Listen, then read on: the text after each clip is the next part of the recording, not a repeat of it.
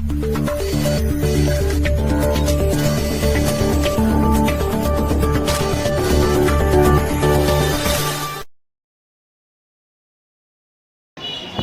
गिर पैमाने पर कोरोना वायरस से बचाव के पेश नज़र मुल्क में लॉकडाउन के बाद मोदी योजना के 500 रुपये बैंक खाते में आने की खबर से जब अवाम बैंक के कतारों में खड़ी हुई तो कहीं समाजी फैसले का पास किया गया और कहीं उसे नज़रअंदाज किया गया। हैदर अली, इकरा उर्दू न्यूज़, कोलकाता।